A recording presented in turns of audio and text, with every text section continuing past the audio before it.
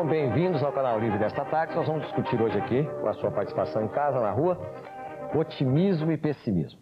É evidente que a gente não vai ficar muito preso aqui ao dicionário. O dicionário do Aurélio diz o seguinte, que o otimismo é a doutrina filosófica segundo a qual tudo corre no mundo do melhor modo possível.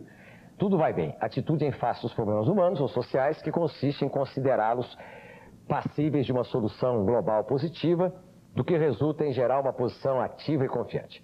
O pessimismo, segundo o mesmo dicionário, é uma disposição de espírito que leva o indivíduo a encarar tudo pelo lado negativo, a esperar tudo de pior, doutrina segundo a qual o mal predomina sobre o bem, valendo mais não ser do que ser. Por exemplo, o que é uma página de jornal? Aqui está, por exemplo, que nós vamos falar aqui se os jornais são pessimistas. Isso aqui é o Jornal da Tarde da sua edição de hoje. Então aqui fala que a Sena vai pagar um bolão de 40 mil, o supermercado não está mais barato, no PT temporada de caça à convergência, notícia política, e aqui fala que nós temos uma ministra da Economia, que é a dona Zélia, que está aqui. Aqui está o Gorbachev, aqui, Lituânia, e aqui está o herói. Aqui está o nosso futuro presidente, Collor de Mello, que faz um Cooper na floresta do castelo d'Artigny, onde se hospeda a 200 quilômetros de Paris.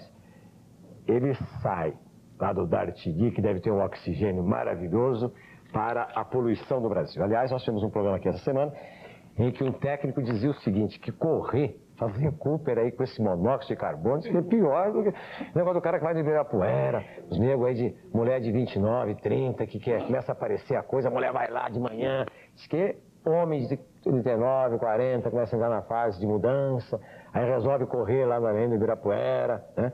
Esse negócio de correr aqui não. Mas, evidentemente, o presidente está otimista aqui, hein? Ele está otimista. De qualquer forma, nós estamos vivendo uma época em que esse otimismo pode ser avaliado. Vamos ter um novo governo eleito pelo povo, né? As atenções do Brasil se voltam para isso. Qual é a nossa posição perante isso? Nós somos um povo otimista, somos um povo pessimista, é bom, é ruim? Para discutir esse assunto, nós trouxemos aqui gente bonita e inteligente. À minha direita está o doutor Jorge Cunha Lima, escritor e empresário, dono da agência de publicidade ADEX, que depois eu vou falar sobre isso. Ex-secretário da Cultura do governo Montoro, ex-presidente da Fundação Casper Libero. A Lilian Mello Bomeni, que é empresária do ramo de turismo e hotelaria em Búzios, né? Não tem nenhum motivo para ser pessimista. Ela mora em Búzios, pô, né? Ela mora lá na Cabana Búzios Empreendimentos Turísticos Limitada. Né? Tem nenhum motivo. A doutora Terezinha Tomé Batista, que é psicóloga, e que vai analisar a gente aqui, né, essas posições. O Caio Fernando de Abreu, que é escritor, que também tem uma posição sobre o assunto. O doutor Enéas Ferreira Carneiro, que está aí montando um partido político, está expandindo, no processo de expansão. Os senhores o conhecem muito bem, é cardiologista, professor de eletrocardiografia no Rio e aqui em São Paulo. E ex-candidato à presidência da República.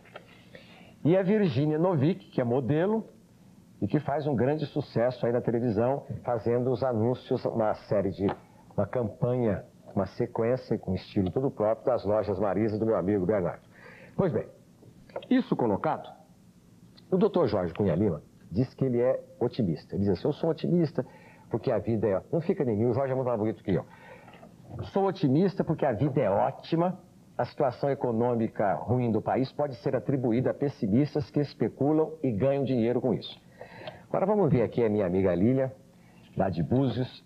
Ela diz, eu acredito que o povo está muito pessimista porque ele não tem conhecimento do que pode acontecer, apesar do brasileiro tem como característica o otimismo. Eu, como empresária, diz a Lília, acredito que a situação financeira do país tende a melhorar com o decorrer dos meses.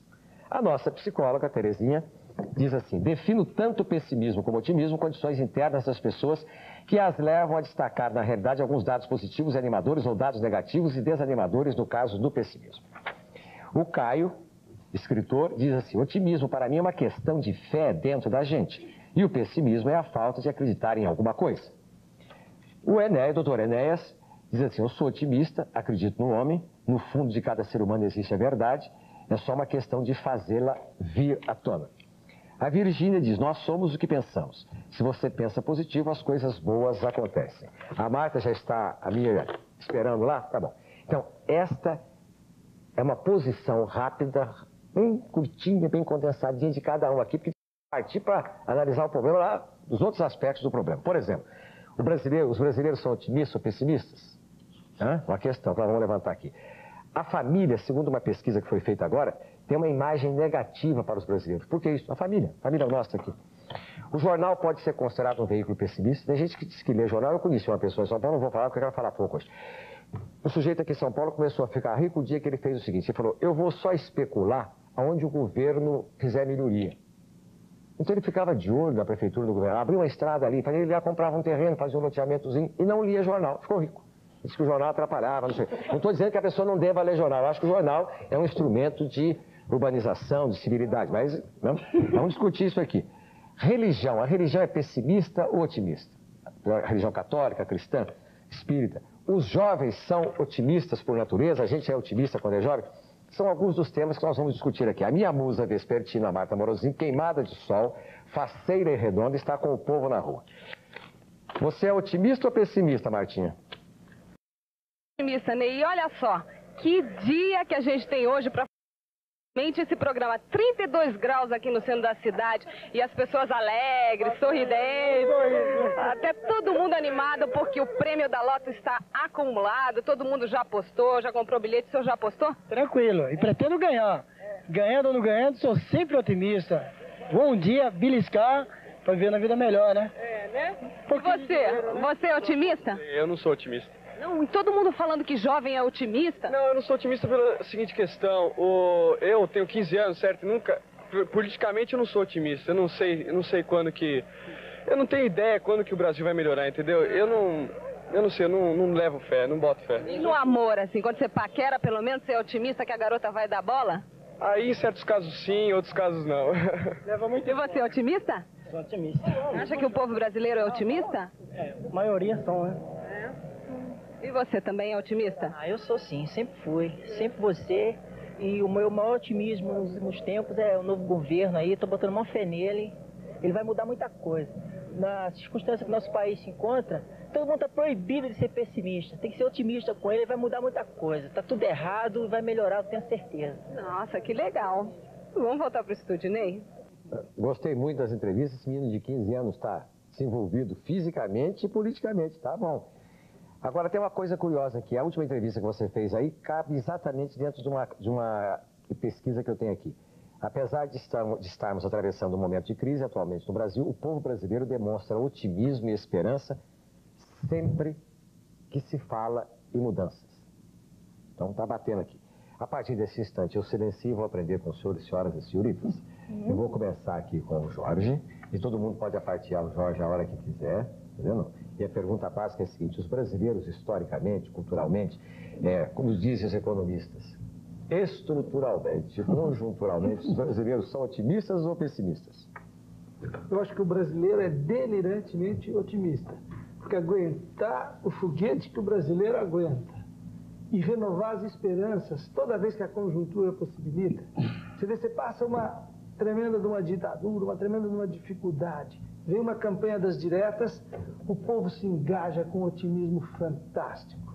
Você tem as frustrações da abertura, não sei o quê, vem uma eleição, o povo se engaja. Ninguém pode dizer que essa eleição não foi um espetáculo fantástico de civismo, entende? No sentido do engajamento popular, até criança estava fazendo campanha. Então, é um povo incorrigivelmente otimista. Agora, esse otimismo social vem muito da conjuntura que é oferecida a esse povo. É evidente que, na medida em que se joga em cima desse povo uma inflação que tira o valor da moeda, e tirando o valor da moeda, tira o valor da esperança e tal, o povo tem, cada knockdown é um box no qual o povo só leva paulada. E, no entanto, qualquer portinha que se abra, qualquer esperança que se abra, a fé que é intrínseca do povo, como dizia o Caio, essa fé que está dentro, o povo se revela otimista. Então, o que eu acho é que, realmente, se transformar esse otimismo do povo brasileiro numa potencialidade, num engajamento real nos meios de produção, na participação da renda desse país, na participação das decisões, esse otimismo vai virar um fenômeno político irresistível. Se não, esse otimismo pode virar ódio. E se virar ódio, esse ódio pode causar alguns dissabores, entende? Na estrutura desse país. Então eu acho que nós estamos ainda em tempo. Remember cruzado. Vocês viram alguma coisa igual à participação popular no cruzado, na defesa da moeda, na defesa desse país como cruzado? É muito raro uma coisa como aquela. E o povo ali foi desiludido porque razões políticas impediram que o cruzado fosse tratado como um fenômeno econômico sério, entende? O cruzado foi violentado não pela falta de otimismo do povo, o cruzado foi violentado pela falta de competência política do governo. Entende? Então eu acho que o povo é otimista e não podemos destruir esse valor do povo brasileiro. Lília, você acha que o otimismo é uma questão geográfica? Você acha que o fato de morar... Você trabalha no segmento turismo. Eu faço todas as apresentações nos últimos 10 anos da ABAV. A ABAV é a Associação Nacional dos Agentes de Viagem do Brasil. Eles fazem um congresso anual em cada capital do Brasil, que no mínimo junta 4, 5, 6 mil pessoas ligadas ao setor. Eu nunca vi uma gente tão alegre, tão otimista como o pessoal do turismo. Verdade. Bom, de princípio, Ney, eu não moro em Búzios, eu moro aqui em São Paulo. E realmente eu tenho, o senhor está em Búzios e quando posso estou sempre lá. Que, aliás, como você falou, é um lugar maravilhoso, a gente fica mesmo com um astral muito bom. Eu não sei porquê nós do turismo realmente somos alegres. Nós somos alegres porque acreditamos e vendemos alegria. Porque todo mundo que vai viajar, viaja com alegria. Então é uma forma, o pessoal já se prepara, já se vai com família, se não vai, se é o executivo que está indo, ele sempre está com, vai fazer negócio, ele sempre está com uma expectativa, um otimismo, que a felicidade vai encontrar felicidade lá.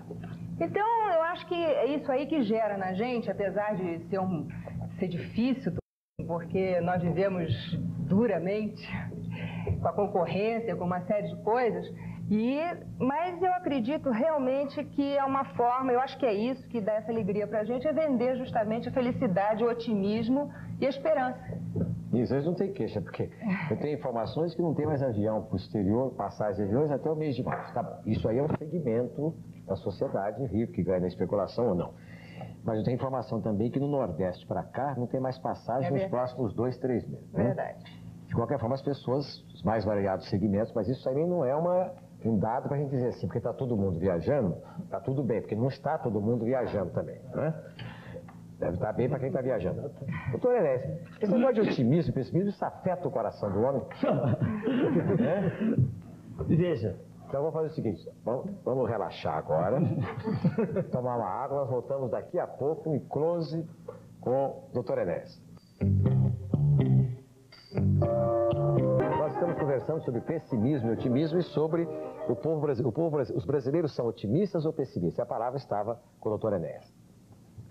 O hábito de andar por memória, não perdi, desde o período dos 15 segundos. O que eu queria dizer, assim, de modo bem simples, é o seguinte, já a pergunta ilustre aí do que este programa, doutor Enéas, seja um prenúncio do seu futuro político com mais tempo e com mais voto. Ou seja, aqui o senhor vai ter mais de 30 segundos. Amanhã o seu partido vai ter mais diretórios. Na próxima eleição o senhor vai ter mais votos. Obrigado, senhor. Se bem que eu repito o que disse desde o início, eu não sou candidato a nada nos próximos 5 anos. Eu mantenho isso, por favor. Bem claro. É sobre otimismo. Qualquer pessoa que estuda um pouquinho, que se preocupa com ciência no nosso mundo, qualquer pessoa, e aqui é uma pessoa do lado, que é doutora em psicologia, percebe o seguinte: a natureza é extraordinariamente bem feita. Existe uma ordem em tudo que a gente vê. E as coisas vivas, nós em particular, nós temos uma capacidade de adaptação extraordinária. Esta coisa fantástica que é a vida, na verdade é resultado de processos que se passam a cada instante numa instabilidade terrível. E, no entanto, um ser vivo, qualquer um de nós, mantém-se vivo durante 7 décadas. Veja, nós estamos com uma iluminação férica aqui, mas não há necessidade disso para a pessoa ver. Chegam aos seus olhos, lá na retina, chegam assim alguns trilionésimos de ergs, uma quantidade de energia mínima chega aos seus olhos e o senhor vê tudo. E da sua retina lá para dentro, até o seu cérebro, há um pulso eletromagnético, e durante a vida inteira isso funciona, e o seu organismo resiste às agressões externas, às agressões internas, das quais uma é o estresse, que se falou aqui. Quer dizer, esse equilíbrio, essa beleza que existe em tudo que é vivo, né, muito mais em nós, homens, faz com que qualquer pessoa que tenha estudado um pouquinho tenha a obrigação de ser otimista. O conhecimento, né, científico Essa é a primeira etapa. Todo mundo tem que ser otimista. Estar vivo já é uma bênção. Agora, vamos ir para a questão precípua, quer dizer, o nosso povo. Eu estou plenamente de acordo com o primeiro, com o senhor Jorge, né? Este povo, desde o Império, este povo que vive numa sociedade dualista, uma sociedade onde 30% a 40% tem, e 60%, 70% não tem. Onde 1%, eu notei aqui, que estava falando em viajar de avião, mas só 1% das pessoas é a taxa que consegue ir para o exterior. Os aviões são cheios porque 1% de 130 milhões dá muita gente, e a gente se ilude, né? Eu chego no avião e vejo cheio, eu fico sempre olhando para as pessoas que estão no avião. Não são as pessoas que andam de trem. E se alguém daqui tiver tido a curiosidade, ou tiver passado como eu por essa necessidade de andar de trem, vai ver que do trem anda muito mais gente. E aquelas pessoas estão com fome, mas estão cantando, né? Quer dizer, o nosso povo, e a gente tem que dizer, todos nós estamos aqui, é um povo que não é triste. É um povo que resiste às intempéries dos diversos governos que se vêm, eu estou olhando para o relógio, que se vêm sucedendo, né, há séculos. Eu gosto de insistir nisso. Não foi pior com os militares, foi sempre ruim, tem sido sempre ruim, né? Nunca houve preocupação social no país. Esse dualismo se mantém e cabe a cada um de nós ter sempre confiança. Eu não sou uma pessoa, e nunca fiz isso nos meus pronunciamentos, que pregasse a desordem. Não, nós temos que ter confiança. Sua Excelência, o Presidente da República eleito, tem muito a fazer. Vai fazer? Não sei. Alguma coisa será feita, porque sempre algo é feito. Sempre algo, né? Fecham-se alguns ministérios, abrem-se outros, né? Transformam-se em secretarias. Quer dizer, mas o conjunto como um todo anda para frente. As conquistas sociais vão sendo feitas, pouco a pouco. Então, a meu ver, o povo como um todo, como essa massa a quem serviu, ele é otimista porque não tem outro jeito. Senão ele morre. Passa fome, mas é otimista. Vive debaixo de um viaduto, mas é otimista. Isso é uma qualidade desse povo sofrido, que vem dessa miscigenação racial, né? Quer dizer, é um povo que canta. Daqui a pouco nós estamos em fevereiro, está todo mundo cantando nas ruas. Daqui a pouco é a Copa do Mundo. Isso é ótimo, isso deve ser estimulado, porque é uma maneira de sobreviver, né? Então, não há o que achar. O povo é otimista. É só ter olhos claros para ver. O nosso povo é otimista, não é pessimista. Não há o que achar, é otimista. Salta aos olhos de qualquer pessoa que saiba ver. Porque se não fosse, nós não teríamos, todos nós, nas urnas. Se o povo não acreditasse naquilo que se apresenta, não iria. Ou, pô, tem que ir porque é obrigado no país. Eu teria nulo todo mundo. E não foi isso que aconteceu. Então há otimismo, tem quanto ao coração, a última fase da questão. Já é assunto em contestes também, né, no caso na ciência médica, em particular em cardiologia, que nós vamos todos muito bem quando as coisas estão bem. Em contestes, o indivíduo vive sob pressão, né, de ordem externa, de ordem interna, o indivíduo vive angustiado com seus problemas, ele é uma vítima da aterosclerose coronariana. É uma pessoa da qual esse processo, que é um processo lento, que começa aos 6 anos de idade, 5, 6 anos, esse processo se acelera. E a formação de placas de ateroma vai aumentando. E numa hora de estresse ele forma um trombo e fala. Não há nenhuma dúvida quanto a isso. Então a gente tem que ter otimismo mesmo também nesse sentido. Se o senhor perguntar, faz mal para o coração? Claro que faz. Não há achar, sabe? Não se acha. É assim. Os indivíduos que vivem felizes, alegres, com o exterior, e tentam encontrar felicidade em tudo que fazem, viver melhor. E sofrem menos no coração, sem dúvida. Quem quer falar sobre esse assunto ainda? Quer falar, Caio? O senhor concorda? Não, concordo. Estava ouvindo o Dr. Enéas e concordo plenamente com tudo que ele disse. Eu acrescentaria uma coisa. Eu acho que as ideias de otimismo e pessimismo, eu acho que é uma ideia dualista, que implica em ligar o otimismo a uma ideia de bem, de que o bem existe e vai dar certo. Você tem razão. E o pessimismo é uma ideia de mal. E eu acho que talvez no fundo as coisas não sejam bem assim. Eu acho que a gente deveria fazer um exercício meio budista de tentar ver a realidade como ela é, sem bem nem mal. Eu acho que quem adjetiva a realidade é o ser humano. E ela corre sozinha, uma coisa, uma árvore, ela não é bonita nem feia. Quem diz que ela é bonita ou feia é quem a está olhando. Mas eu penso sempre que na ideia de otimismo está incluída também uma ideia de Deus. Que se a gente pensar que tudo isso que a gente vive tem uma certa ordem e tem um certo sentido, a gente está aqui nesse planeta fazendo as coisas que a gente faz, então a gente será fatalmente otimista. E se houver uma ideia de caos, de que não há Deus, de que não há outra vida, de que não há o menor sentido em estar aqui, Aí eu acho que isso a gente poderia chamar de pessimismo. Eu acho que é por aí. Para, Virgínia. Eu acho que é por aí. Eu acho que o otimismo está muito ligado à fé, né? Eu acho que se a gente acreditar que realmente tudo isso tem aquela harmonia, foi criado por Deus, quer dizer, você começa a ver a beleza nas coisas. Tá bom, beleza não, na o close tua tá mais vida. bonito que no anúncio, porque no anúncio ela aparece de corpo inteiro. Lá no anúncio ela aparece de corpo inteiro em situações de ação. Só que ela tá estática, né? Dá um close.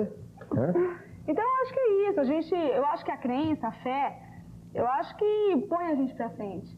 Faz com que você curta o teu dia, veja pontos positivos em tudo que você faz, sabe? Eu acho que a fé, ela nunca acaba, né?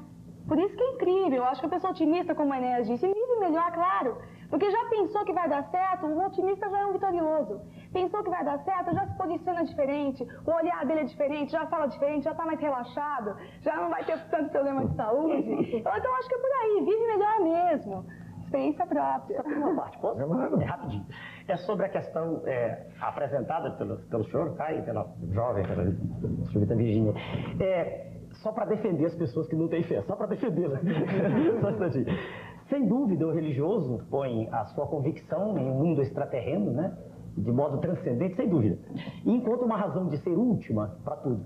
Mas mesmo pessoas que não sejam dotadas desta veia interna, quer dizer, que não têm essa fé, essas pessoas são seres humanos como nós, né? Pessoas que não têm fé são seres humanos, têm que ser respeitadas. Não têm esse dom, que fé é um dom, né? Mesmo essas pessoas, se elas estudarem, elas perceberão que há harmonia na natureza. Crendo ou não em Deus, a natureza é extremamente bem feita em todos os níveis de escalonamento, né? Extremamente bem feita. A natureza física, química, biológica, psicológica, toda ela. Tudo é lindo e muito bem feito. Então, só a percepção dessa harmonia, dessa beleza, também dá confiança na vida. Veja bem, se alguém disser assim, a gente vai morrer, se eu não tenho fé, vai acabar, mas peraí, eu vou morrer, mas tudo é transitório no mundo, tudo. As coisas mais belas são transitórias. Então, por que também essas pessoas não têm que ser otimistas? Pois como eu comecei dizendo, já é uma bênção estar aqui, estar vivo. Para que cada um de nós esteja aqui, nós passamos por um processo de seleção desde a ideia de Deus que eu falo, não como um ser de barbas brancas, cuidando de todos nós. Eu acho que Deus pode ser o rio, pode ser a árvore, pode ser a faz energias, eu acho que é energia nossa. Eu só quis dizer que o antropomorfismo, né, no caso de Deus, não é fundamental para isso. Não é. É porque precisa ter muitas pessoas, a população inteira nos ouve. Eu acho que o otimista é aquele ser humano que tem olhos para ver esse tipo de coisa. O olhar para o exterior, o olhar para si mesmo, dignifica, né? Sim. Mostra que nós somos um pedaço do universo que tem consciência de si mesmo. Só isso já é uma bênção. Nós somos diferentes da matéria inanimada, né? E dos primos irmãos da escala filogenética também. Eu podia perguntar aqui se o doutor Enéas acredita em Deus, mas eu vou deixar essa pergunta para o companheiro Boris Casoy para a próxima campanha política. Terezinha, o que você acha de tudo isso aí, Terezinha? Creio sim. Eu queria dar uma parte no que o Caio comentou, né? Acho que a gente deve cuidar mesmo para não se entrar ou otimista ou pessimista, né? Mas, do meu ponto de vista, eu penso assim, quer dizer, cada ser humano olha a realidade e como você comentou mesmo, né? E ele coloca os seus adjetivos próprios, né? Então, quando a gente fala de pessimismo e otimismo, eu penso que a gente está falando da emoção que cada um coloca na realidade, né? Ou você olha a realidade nua e crua e analisa como um cientista... Ou e precisa dizer o que é a realidade nua e crua. Isso é difícil. Aquela tipo até matemática, né? Vai acontecer isso porque aquilo, ou vai deixar de acontecer isso porque aquilo. E o ser humano, sem esse espírito mais realista, ele vai ou ser pessimista ou ser otimista. Quer dizer, eu vejo isso como uma colocação de emoção na interpretação da realidade. Esse programa aqui chama-se Canal Livre. E recebeu um prêmio aqui, evidentemente, eu estou aqui desde setembro, o prêmio é integralmente dedicado à equipe que fazia o programa antes de setembro. Recebeu o prêmio da PCA como o programa de debate mais importante da televisão brasileira. Então, a equipe comandada pela minha querida amiga, extraordinária profissional Silvia Popovic, e toda a sua equipe de produção e direção, que uma parte trabalha nesse programa, é que são responsáveis por esse prêmio. Eu só mantenho aqui o ideal de liberdade. Então, vou fazer uma pauta no ar. Aqui está escrito assim: a família, segundo pesquisa, tem uma imagem negativa para a brasileira. Mas, no fundo, baseado numa pesquisa, quer dizer o seguinte, que a família afetada pela crise econômica, algumas famílias, elas são mais decadentes, não sei o quê. Então, eu quero propor o seguinte aos senhores. O que os senhores querem discutir agora? A família tem imagem negativa para os brasileiros ou a propaganda sempre passa otimismo somente pela televisão? Qual é o assunto que vocês acham mais interessante discutir? Vamos lá. Qual dos dois? Desculpa, Ney. Mais atual, né? No caso seria a família, né? Se tá negativo ou não. O que você acha, tá? Acho que não. Eu acho que, inclusive, toda essa dificuldade que vai criando numa família, eu acho até que vai dando união. Sabe? Muitas vezes pode dar confusões e tal, mas você vai... Vou perguntar pro povo lá. Martinha, pergunta pros meus amigos aí se as dificuldades econômicas, a dona de casa vai na feira, cada dia sobe o preço, agora está subindo menos de 24 horas, né? O preço das coisas, o salário não, o salário eles fazem pelo IPC, mas o diário é pela PTN, até fiscal, né? Então, anuidade escolar, a família de um modo geral, as pessoas acham que a crise, as dificuldades unem mais as pessoas dentro do lar da família ou provocam cisões, separações, distúrbios. Martinha? Vamos saber isso, então, e também que conceito as pessoas têm da família. Se é fácil conviver em família, se é positivo. O senhor, por exemplo, o que acha que a conjuntura, tudo que envolve a sociedade, economia, política, acaba influenciando nas relações familiares? Sim, influi e, sobretudo, eu devo destacar primeiro uma coisa, Martinha, ou seja, não que eu seja pelo matriarcado fazer número com as feministas, não, porém, a mãe tem grande influência, porém, olhando assim a família, precisa olhar o casamento, que ele começa antes. Que as pessoas antes de se preparar para o casamento, como fosse uma sociedade qualquer, até comercial, saber com quem, como vai e com quem se dispor para manter essa sociedade. Tudo isso influencia, então? Agora, eu queria fazer um reparo quanto ao entusiasmo e sobre o brasileiro. Eu lamento e profundamente que se nota, e eu logo rebato, por exemplo, se fala muito comumente assim, brasileiro é corrupto e vagabundo, já se ouve comumente por aí. Isso é lamentável. Ora, eu rebato. Inclusive, a pessoa que me fala isso, eu falo, você é corrupto, você é vagabundo, agora sobre entusiasmo. Entusiasmo não é assim uma de panaca. Entusiasmo é a pessoa precisa primeiro acreditar em si, daquele princípio de Descartes. Eu penso, logo eu sou o quê? A pessoa se colocar. Ora, as religiões, por sua vez, massacram o povo. Fazem um Deus punitivo. Mas assim o senhor vai falar do programa inteiro, né? Vamos deixar, então... Um abraço, Ney, parabéns ao Canal Livre. Aliás, todos os canais deviam ter um canal livre, parabéns. Ok, muito obrigado. Vamos conversar com esse senhor aqui, voltando um pouquinho para o assunto de família. Você acha que tudo que acontece economicamente, politicamente, acaba influenciando nas relações familiares? Com certeza, porque é do salário que se vive, né? E você acredita nessa coisa da família instituída, feliz, alegre?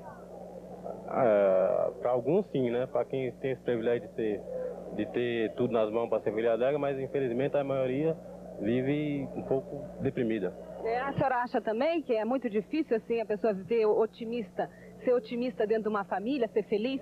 Ser feliz, se ela tiver fé em Deus, em primeiro lugar, tiver uma firmeza firme de ter as coisas para alimentação e que os filhos estão sendo educados, não? E que tem um salário competente para adquirir o que a gente precisa, existe felicidade.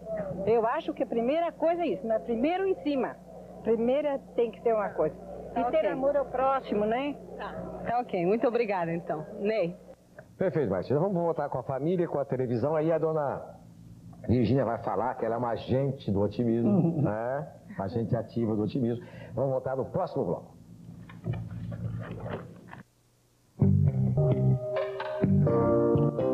O Canal Livre de hoje está discutindo pessimismo e otimismo. Nós discutimos aqui o primeiro bloco, pessimismo e otimismo, e começamos aqui com a posição pessoal, com a posição de cada um sobre o assunto, com a posição do dicionário, se os brasileiros são otimistas ou pessimistas, com a participação do povo. Vamos entrar agora na família, nos efeitos da família, o que reflete, como é que a família reage a todas as pressões que estão aí, se ela é infeliz ou pessimista ou otimista com relação a isso. Para isso nós temos aqui o Dr. Jorge Cunha Lima, escritor, empresário e dono da agência de publicidade ADEX, ex-secretário da Cultura do governo Montoro e ex-presidente da Fundação Casper Libero. A Lília Melo Bomeni, empresária do ramo de turismo e hotelaria de Búzios, na área de lazer, da Cabana Búzios Empreendimentos Turísticos Limitada.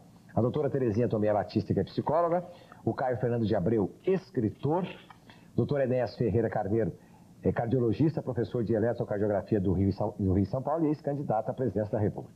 E a Virgínia Novick, modelo e gerente de uma empresa comercial de varejo, que é as Lojas Marins. Pois bem, então agora os senhores se virem, negócio da família. Quem concorda ou não concorda, como é que fica o negócio? A Lília tem uma posição otimista, né, com relação a esse assunto? Tem. Eu acho que, por um lado, pode dar problemas, mas eu acho que quando já está também tudo desestruturado, porque do momento que as pessoas têm problemas, a tendência é se unir. Sabe, eu acho que as pessoas começam a procurar um caminho, começam a trabalhar mais, ou começam a se dedicar mais, ou começam do lado, pode ter problemas, agora eu acho que do lado dos jovens, por exemplo, está existindo uma união maior, porque a dificuldade está maior, então está existindo uma maior união. Quer dizer, antigamente as pessoas não pensavam em se unir, em casar. Hoje em dia já estão pensando em casar, já estão pensando em se unir. O que você acha disso, Virginia? Eu acho que sim, eu acho que talvez esse fato do casamento está mais em evidência, talvez por esse lance da AIDS, né? O pessoal está mais se unindo, não sei, porque eu acredito que infelizmente o ser humano tá muito individualista, né? Então isso é um fator tão negativo. Pois é, mas talvez não seja tanto a AIDS, tudo bem, mas eu acho que justamente o poder aquisitivo bom, eu vou morar sozinho, mas se eu estou morando sozinho, por que eu não vou dividir com a pessoa que eu gosto? Então nós dois vamos viver juntos, vamos trabalhar, vamos dois dividir. Eu acho que isso talvez esteja unindo um pouco mais, porque antigamente é o que você fala, as pessoas estavam muito individuais, cada um na sua, ninguém quer nada, ninguém quer compromisso, ninguém quer assumir nada, né? Acho que hoje por um lado, as pessoas estão se unindo mais, estão se preocupando mais com as outras pessoas. Eu penso assim. Por que isso, Tereza? E a família ainda é o núcleo de formação do indivíduo, né? Tanto a formação de personalidade quanto a formação afetiva. E ainda é o núcleo que dá segurança afetiva,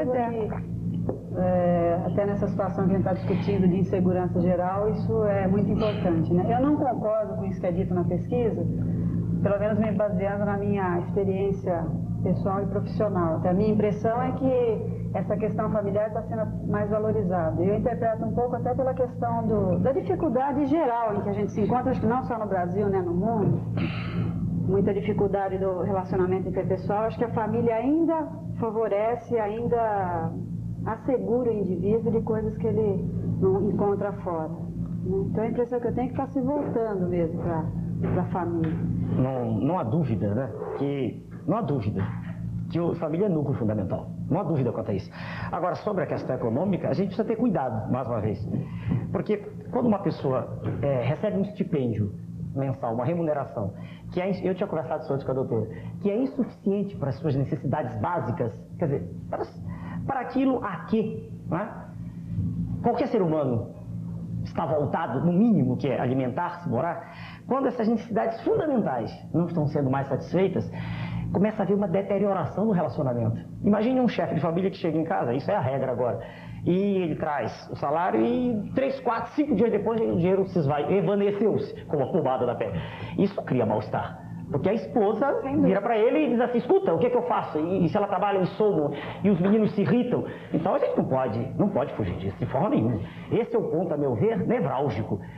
Se alguém me pergunta sempre assim, qual é o maior problema do país? Eu não tenho dúvida em responder. É claro que a educação é um problema gigantesco. Faz um concurso para ano passado, em Pernambuco, 1.800 pessoas passam um. Quer dizer, claro que está ruim, todo mundo sabe disso. Saúde está ruim, mas o maior problema, o que entra na casa, o que deteriora as relações, é a inflação, sem dúvida. Isso até para pessoas já de classe média já está sendo assim, né? A meu ver, isso faz com que se estiole até um sentimento bom. Porque a pessoa não sabe como conviver com isso, fica desesperada. E quem não tem dinheiro para sua subsistência não está bem. E não estando bem, não está bem consigo mesmo, não está bem com o outro. E tudo vai caminhando num processo de deterioração terrível, né? Isso assim que eu vejo. Tá? Nesse sentido, no sentido de que essa situação de que nós todos estamos participando, quer dizer, desse processo terrível, do qual nunca houve exemplo, né, na história do país, né, isso, a meu ver, piora muito a situação familiar. Sem dúvida, também. Todo mundo jogou muita ideia nessas 2 décadas que o que estava estragando a família é a moral, a falta de moral, o que está desmoralizando a família. Não é nada disso, você tem toda a razão. O que desmoraliza a família é quando um pai deixa de ser o provedor. Isso. Quando a economia mata a ética de uma família, entende? Isso. Não é porque o menino faz uma travessura maior do que devia, que a família vai por água abaixo. A instituição da família nunca foi contestada por ninguém. Nunca que eu conheço ninguém deixou de amar pai e mãe. Mas quando o pai não pode trazer o mínimo para aquela família ter dignidade, daí a coisa começa a encrespar. Porque não tendo o que comer numa casa, não tendo como pagar o colégio do filho. Então, a família vai se desmoralizar, porque a família foi ruída. E os defeitos de cada um começam a aparecer, normais, em todos os seres humanos, se agigantam. Coisas a que a gente não dava atenção são coisas agora que nos incomodam. Eu ouvi um professor, muito meu amigo, já faleceu, o chefe CT, ele dizia assim, quando falta dinheiro, tudo fica mal. Lembrando, como vocês estão dizendo, a gente poderia até dizer que o ser humano, se não tem as necessidades básicas feitas, nem é ser humano. Não é ser humano. Quer dizer, ele continua sendo. Não, ele continua sendo, mas passa a comportar-se se estivesse na selva. Ele continua sendo, mas passa a comportar-se como se não fosse. Então, e voltando ao que aquele colega disse lá na rua, aquele senhor que falou demais, ele puxou aquela questão da mãe. E voltando para o otimismo, como uma mãe otimista segura a casa, né? Isso. Sabe, até uma coisa que talvez a psicologia explique melhor, mas uma mãe otimista, mesmo numa situação crítica, tal, porque é nas crises mesmo que a união, assim, faz com que as pessoas cresçam e tudo mais, se tiver aquele amor, aquela união. Mas uma mãe otimista tem um papel tão incrível, e ele falou disso e ficou aqui na minha cabeça. Assim, a imagem de mãe é insubstituível. É incrível, né? O otimismo da mãe. Uma mãe pessimista dança a casa, cai. O escritor necessariamente tem que ser pessimista? O escritor o quê? Não vi escritor. Sim, um escritor tem que ser pessimista. Aqui tomado o escritor como exemplo de um intelectual. Não sei, eu me debato tanto com essa ideia de otimismo, pessimismo. Na verdade, eu não sei direito o que quer dizer isso, né? Outro dia, um rapaz foi fazer uma entrevista comigo e me perguntou por que os meus textos eram, em geral, muito introvertidos e talvez pessimistas. Aí eu perguntei para ele, tá bom, então me dá um exemplo de um bom escritor otimista. Clarice Lispector, Beckett, que acabou de morrer, Dostoiévski, Augusto dos Anjos. Foi chamado poeta da morte pelos que não o entenderam, né? Não tinham inteligência para perceber. Poemas de uma tristeza enorme. Então eu não sei, eu acho que todo escritor tem uma sensação de melancolia ao contemplar o humano, que poderia ser tão mais rico e tão maior do que realmente é se não fossem as realidades sociais dos governantes tão medonhos. O escritor penetra na alma, né? Ele vai lá dentro. E quando ele vai lá dentro, em dissecando a realidade, ele fica triste. Eu não sei, Estou perto do... O médico também. O médico também. A mais bela expressão da dor estética, isso é do Augusto dos Anjos, consiste essencialmente na alegria, né? Exato. Era o Oswald de Andrade que dizia, alegria é a prova dos 9, né? Vamos ver quem sente. Exatamente. Eu acho que a alegria não é fácil. Não. A alegria é muito mais difícil do que a tristeza. Só 30 segundos. Por exemplo, a dona Terezinha, quando ela tem problema, ela vai fazer análise. Quer dizer, todo analista faz análise com outro analista, para descarregar. Né? Todo padre, o padre fica no confessionário lá, depois o padre confessa com outro padre para também dar uma descarga. Quer dizer, todas as pessoas. O médico fala com outro. Quer dizer, todas as pessoas que tratam individualmente com as pessoas têm que descarregar em algum lugar. Amanhã no meu programa, no outro programa, o programa Ney Gonçalves Dias, às 22h30, amanhã sábado, o Chico Xavier, pela primeira vez nos últimos 5 anos, vem à televisão. Então ele faz uma prece, né? Depois ele faz umas previsões, né? Com 80 anos, andando de maca. Extraordinário. Né? E eu fico pensando assim, e perfeitamente conformado, quer dizer, eu, por exemplo, tenho dor de cabeça, o Jorge me telefona, vamos jantar? Não vou jantar porque eu estou com dor de cabeça. O Chico não, convidaram ele para vir aqui em São Paulo, ele vem de maca, porque ele acha que é natural, quer dizer, ele acha que se ele for melhorar para vir aqui, vai complicar muito a situação. E fico pensando nas filas que ele tem que atender sem ter a formação profissional e o descarrego da coisa, quer dizer, que também deve ser uma pessoa, não é um universo de pessoa, ele deve ser uma pessoa especial, a fé dele, a crença extremamente religiosa. Bem dotado, né? Agora vamos entrar num assunto aqui muito polêmico. De um modo geral, os críticos de televisão, né, intelectuais na primeira fase da manifestação intelectual, que o Jorge foi diretor de televisão, sabe disso, foi secretário de cultura do governo, geralmente as pessoas dizem assim, mas principalmente de um ponto de vista ideológico, né, político ideológico. Tá tudo ruim e o programa de televisão não é bom porque ele é alegre. Né? Eu acho que até o PT teve uma coisa muito inteligente, das coisas que não saíram bem na campanha do PT, uma coisa foi muito inteligente, que é o negócio de não, vote no seu Lula e não tenha medo de ser feliz. Embora seja uma fase eminentemente eleitoral, é uma coisa muito importante, quer dizer, facções da esquerda do país que muitos delas trilhavam sempre o negócio da tristeza, admitiram agora a necessidade de ser feliz. Né? Muito bem. Então diz assim, o programa da Globo é bonito, não sei o quê, mas é para enganar o povo, porque aquele é o otimismo fabricado, a Bandeirantes faz aí um programa, o Ney bota as mulheres peladas lá no programa dele para distrair a atenção do povo está se ferrando, então é o otimismo fabricado.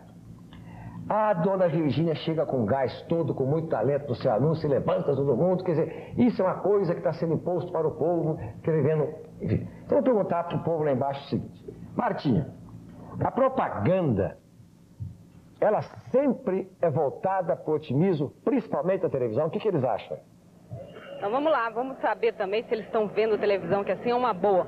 Você, por exemplo, você acha que a propaganda, ela sempre procura mostrar uma imagem otimista, gente bonita, feliz, sorridente? Olha, eu acho que inclusive isso daí é a alma da propaganda, você está entendendo? Porque de uma certa forma, o otimismo ele tem que ser passado, que é para haver um convencimento maior do público. Embora muitas vezes, eu vejo assim, a linguagem da propaganda, ela está muito adiantada, você está entendendo? Só que às vezes ela pode convencer tanto para o bem como para o mal. Como assim? Eu digo assim, ela pode ser muito bem utilizada quando realmente ela está trabalhando com um produto ou com alguma mensagem. Como uma propaganda de cigarro que põe todo mundo feliz, alegre, sorridente, fumando um cigarrão lá. Exatamente. Esse é um tipo de propaganda, por exemplo, que já não é viável. Inclusive chega a ser um tanto, eu diria, uma imagem falsa, você está entendendo? É uma coisa muito produzida, porque o modelo por si próprio, ele não vai fumar, ele não vai beber para poder estar naquele estado de espírito na propaganda. Então, engana, né? E você? O que você acha? Eu pergunto um pouco as palavras dele. Eu acho que a propaganda é otimista, né? Mas também tem o lado ao contrário também, nesse termo assim de querer incentivar, tá mostrando uma coisa e depois... Você gosta de ver propaganda com gente bonita, sorridente, tomando sol, jogando água assim naquele calor? É legal, a gente se diverte. Tem umas propagandas ali que a gente até... Se mostrasse o cara sem dinheiro, você já não ia comprar o produto também, né? Já não ia mesmo, não ia mesmo.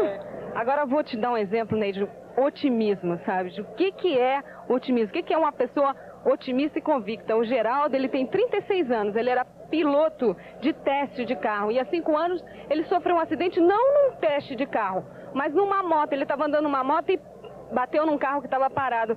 Que coisa, hein? E aí, o que aconteceu com você? Aí quebrou a espinha e eu fiquei na cadeira de roda.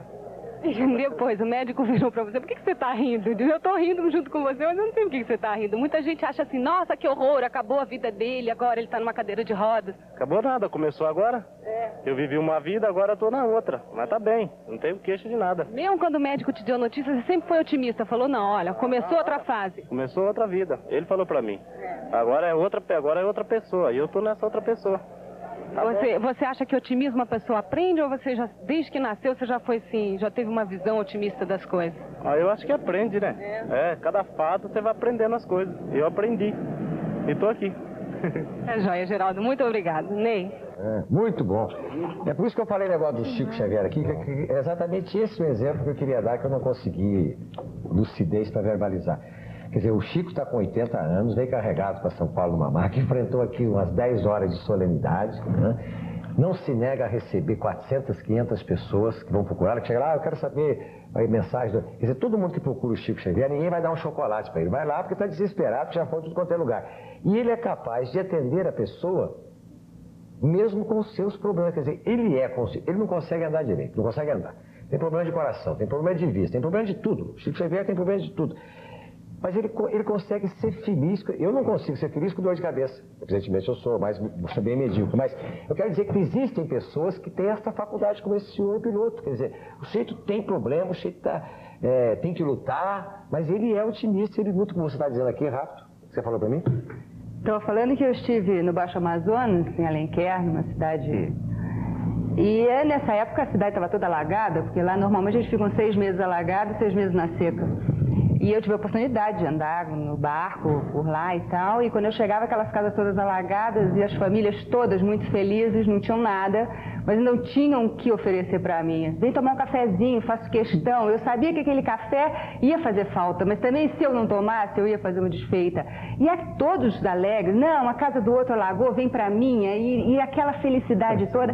Então a felicidade é o estado de espírito das pessoas, quer dizer, eles estavam na miséria, mas estavam felizes, quer dizer, juntos na família, se juntando todos, ainda me oferecendo um café e eu me sentindo péssima, porque eu falei, olha, como eu tenho que ser feliz, por que não a felicidade? Quer dizer, eu acho que isso é um ensinamento. Eu concordo com a senhora, a mensagem tem que ser essa, mas a gente não pode deixar que quem está no governo pense assim. Não, eu sei, eu estou dizendo, porque aí senão a gente transmite a imagem que realmente está tudo bem. Não, mas não é eu sei o que a senhora está dizendo. Eu sei, eu sou dessa origem, eu sei o que é passar por esse tipo de necessidade. Mas isso é bonito, essa solidariedade. Inclusive as pessoas sabem dividir quando acontece isso. E quando a pessoa está bem, ela não sabe dividir. Agora, quando a pessoa está mal, ela divide. Porque se tem numa caça, eles pegam um veado, aí traz esse veado e divide entre todos os outros que estão ali. Quer dizer, eles não comem sozinhos. Eles também são miseráveis. Solidariedade extraordinária. Então, a solidariedade é uma coisa incrível. Mas só a gente indo nesses lugares, saindo de onde a gente vive, que tem miséria, mas a miséria, perto da miséria lá, é menor. Quer dizer, então sempre tem um caso pior do que aquele que está se vivendo. Solidariedade. Eu tenho um amigo meu que costumava dizer que os meus irmãos de Minas Gerais, que o mineiro só é solidário no câncer. Só que tem um problema, tem gente que nem é na AIDS. Vamos voltar depois do intervalo com a Virgínia e o Jorge vai fazer uma colocação revolucionária aqui, daqui a pouco. Virgínia, você trabalha nas lojas Marisa. Você já trabalhava lá, não é isso? Não. Onde você nasceu? Onde eu nasci? Em São Paulo. São Paulo, capital. Aí? Não, eu era modelo, fui para a Europa, fiz curso de artes, decidi ser atriz, bailarina, bom, vou fazer artes. E comecei a fazer comerciais, de repente encontrei o Ricardo Manchin, que é o diretor da campanha, e ele achou que eu me encaixava perfeitamente bem ao personagem, então eu comecei fazendo o personagem da gerente, que saiu do jornal, né, o perfil, mas é o perfil da personagem, não o meu perfil. Claro. Que é gerente. Então a sua atividade profissional sempre foi ligada à carreira de modelo, de manequim e na área artística. Né? Muito bem. Então agora a pergunta é a seguinte. O otimismo que você passa, a alegria, a descontração, é mais você ou é o personagem? Tem muito de mim, esse lado realmente tem muito dessa Virgínia. Eu sou super otimista e eu tive a felicidade de estar podendo fazer uma coisa que eu acredito. Que realmente o que eu estou falando ali é a real do povo brasileiro, da mulher brasileira. Então é muito gostoso, é um prazer estar ali podendo falar, sabe? Que se tá caro não compra, se comprou uma coisa e estava estragado, vai e reclama. Sabe? Falar que tem que dar toque, que tem que usar cinto de segurança, que tem que usar camisinha. Eu acho uma bênção poder estar falando disso. Isso é incrível. Agora, eu tenho essa felicidade de poder estar no set de filmagem com o roteiro na mão e estar acreditando no que eu estou falando. Mas é óbvio que a publicidade passa, acredita, é otimista, tem que ser, né? Porque tem que ser otimista mesmo, para poder ter um resultado positivo, para já estar acreditando que vai ter um retorno positivo. Mas eu realmente tenho a felicidade de estar podendo fazer uma coisa que eu acredito. Agora, tem uma questão assim. De um modo geral, muito simples, a maioria das pessoas pode pensar o seguinte, 2 pontos.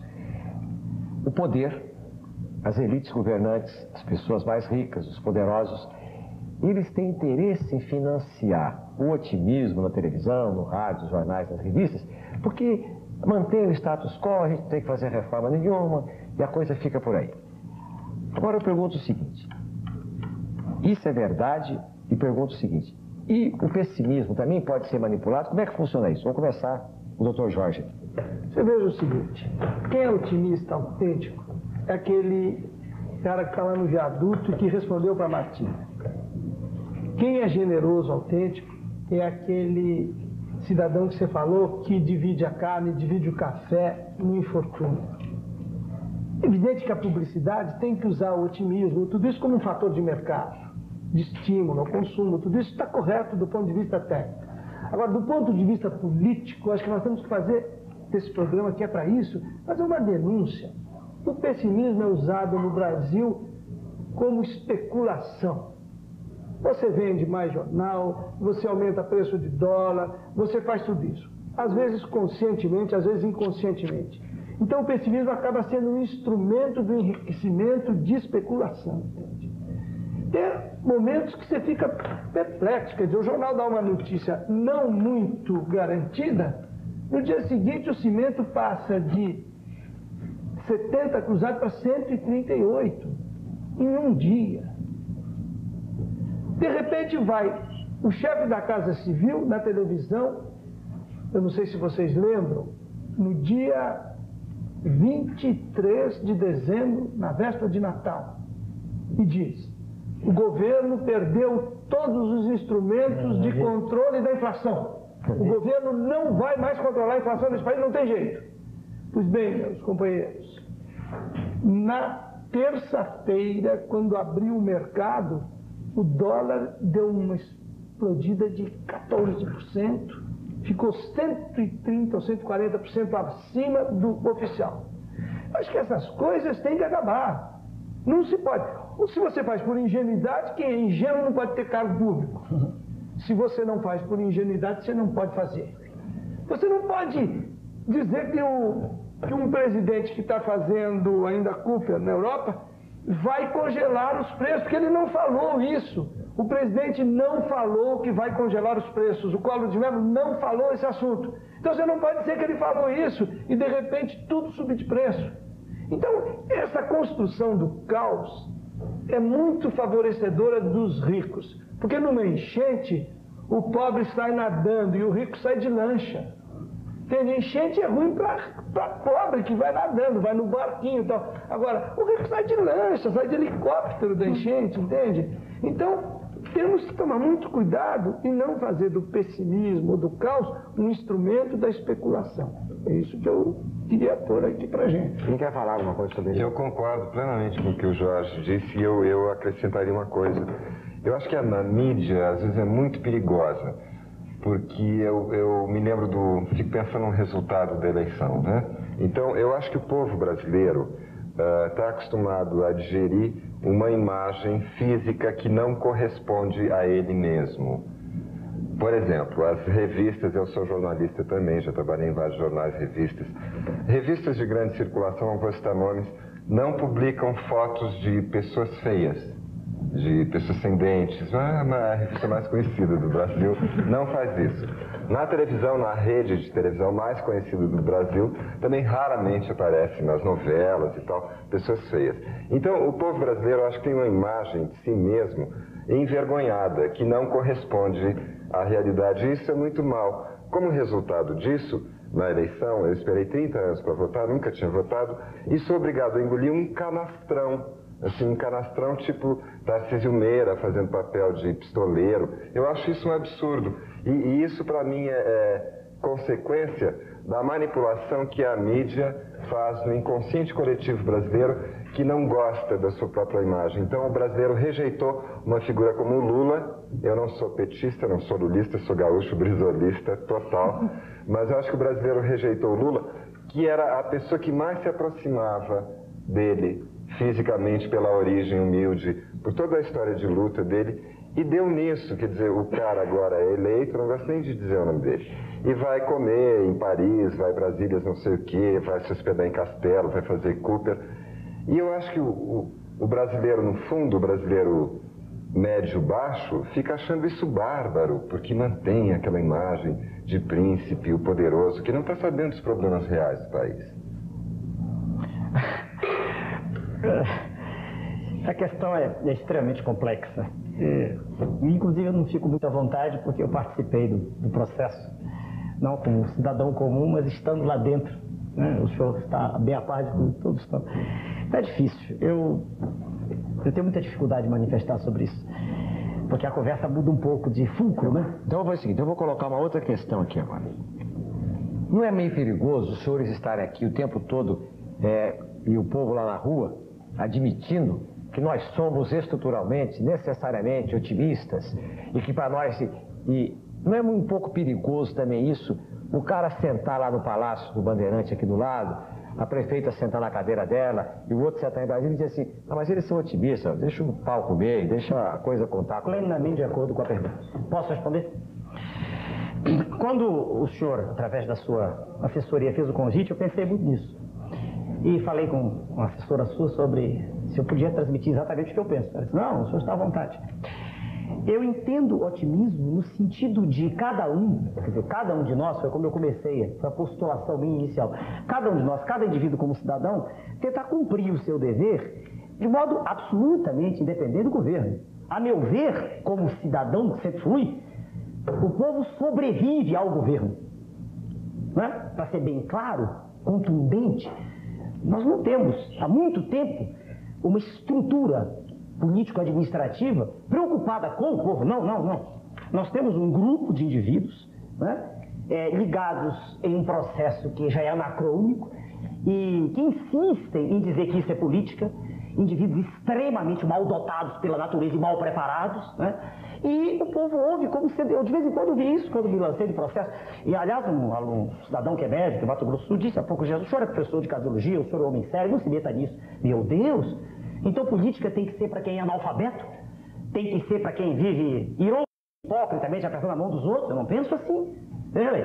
Então, para responder com clareza, eu sou otimista no sentido de dizer que cada cidadão não sai quebrando o trem, não sai assaltando, porque ele não vai resolver nada com isso. E aí eu sou radicalmente contra a esquerda brasileira, semi-analfabeta, mal preparada, e tanto mal preparada que não consegue chegar ao poder com toda a força de que dispõe aí. Ninguém pode negar aqui a galvanização que foi esse processo agora. Quem vai negar isso? E, no entanto, perdeu mais uma vez.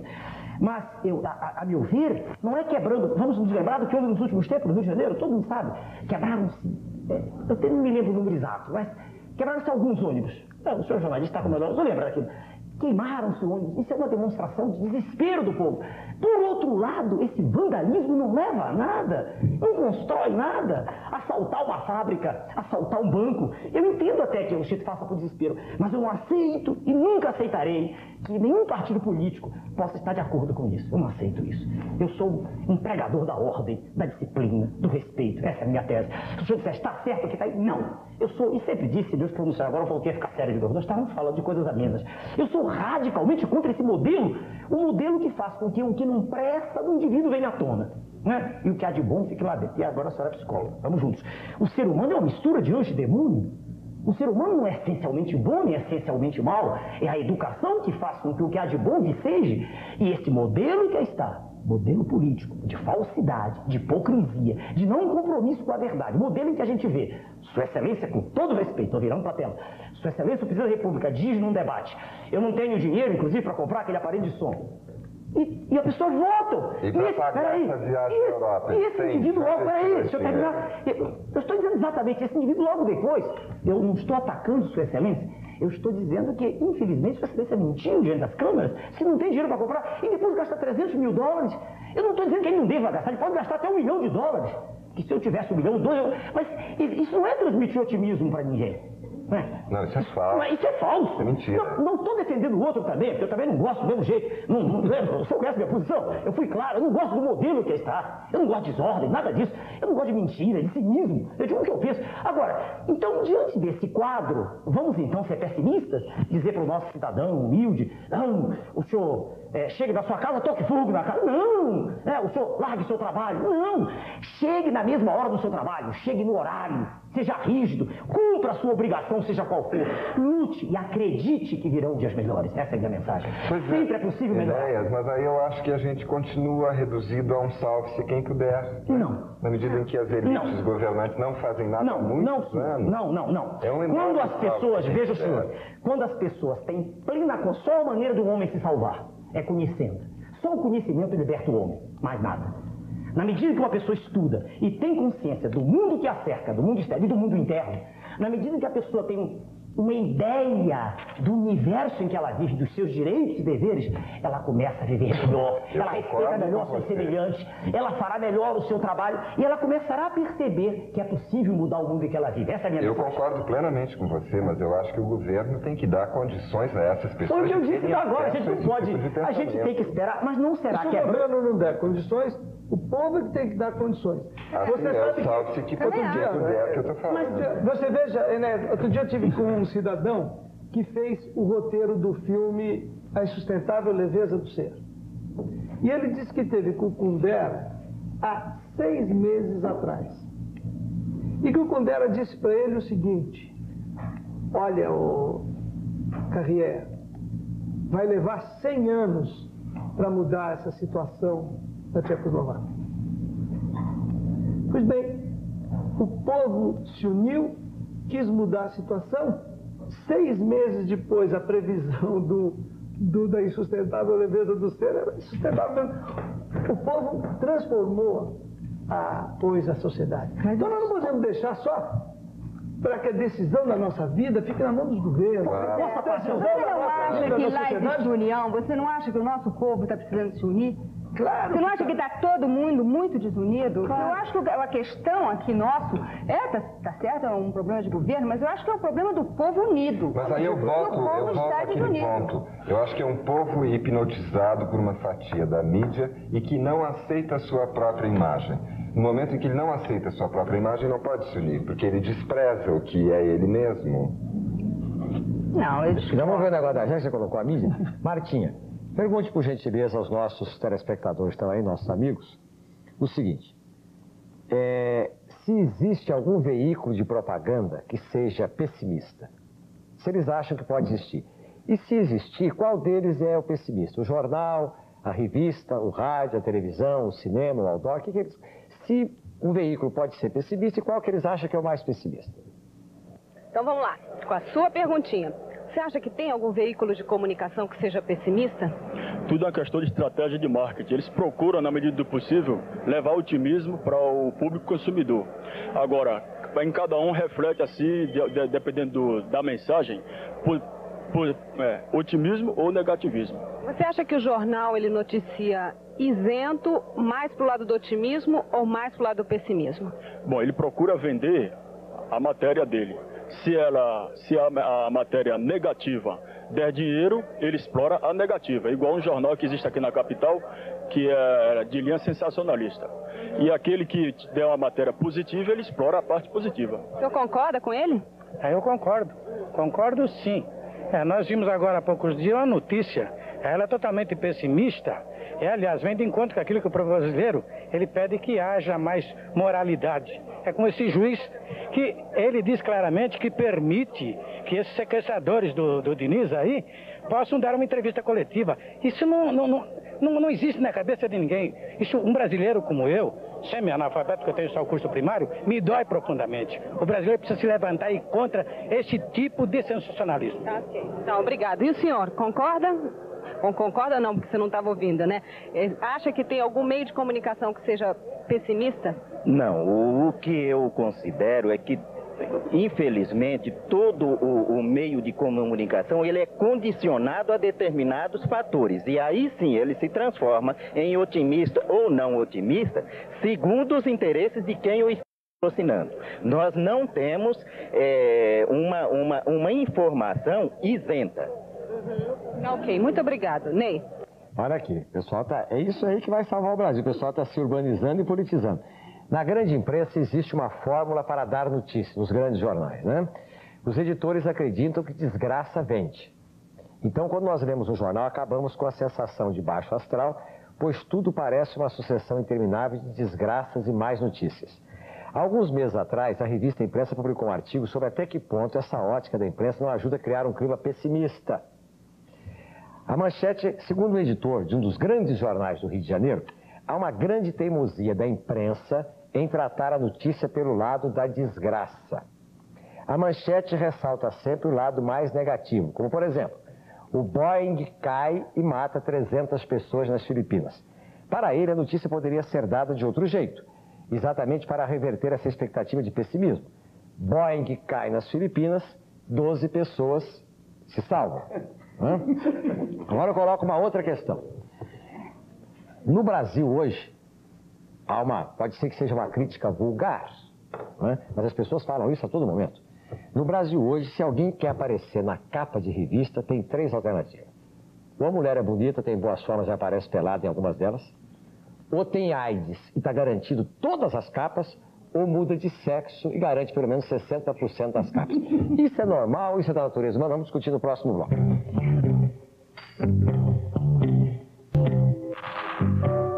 Aqui está escrito assim: religião é pessimista ou otimista? Bem, vamos colocar a coisa de uma outra forma. Que papel tem a religião no pessimismo ou no otimismo das pessoas? Terezinha? Papel tem a religião? Se ela tem algum papel no otimismo, tem alguma influência no otimismo ou no pessimismo das pessoas? Religião aqui entendida como uma crença num ser superior, né? Seja de natureza... Transcendência. Transcendência. Olha, eu acredito que tem, assim. Talvez tivesse que até elaborar melhor a resposta a essa pergunta, né? Mas... porque já entra a religião é muito a minha especialidade, né? Mas vamos ver, como que é? Fala, Jorge. Eu acho que aí precisa... Vamos desmistificar um pouco esse assunto, né? Eu acho que você tem dois caminhos de religião. Se você pegar a religião, as religiões clássicas, pré-cristãs e não judaicas, a ideia era da gente se realizar neste mundo. Então a religião se confundia com os ideais de beleza, com os ideais de tudo isso. Então a religião era um passaporte para usufruir o mundo.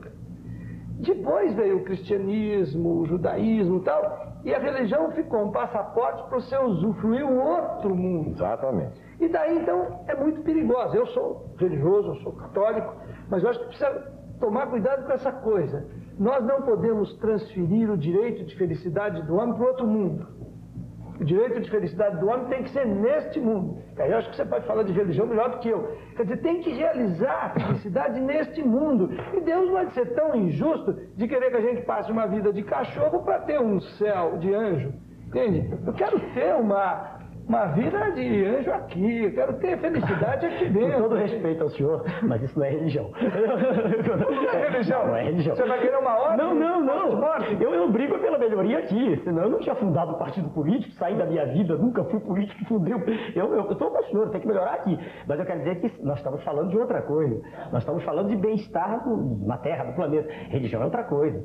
Religião está aí um instantinho. E antes de Cristo, o senhor me perdoe, mas antes dos judeus, já havia religiões como dos hindus que falavam de outra vida, falavam de tantas outras.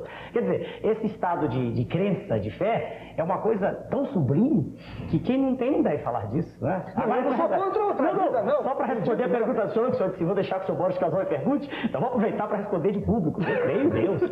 Peraí. Eu creio em Deus, creio com convicção, creio numa coisa extraordinária a qual eu não consigo ter acesso, né?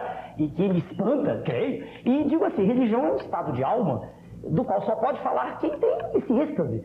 E é bonito, quando a gente encontra um religioso convicto, puro, a gente vê como é bonita a doação dele, isso é uma coisa muito bonita. E há certos grupos da igreja que fazem muito pelo ser humano, não estou dizendo que toda faz, claro, não estou dizendo isso. Existem facções da igreja que são muito reacionárias, a gente sabe disso, né? Mas há muitos grupos aí que tentam melhorar a condição do homem. Sim, mas aí entra no princípio que ele estava falando, viva aqui, vive mas aí na Terra, esses o que grupos eles fazem aqui. Esses grupos estão atuando numa coisa que não é, veja bem, um princípio fundamental. Você só ouve um teólogo convicto falar, a religião fala do espírito, né? Sim, mas isso aí começa a entrar numa coisa profunda, uma coisa de teologia e tal.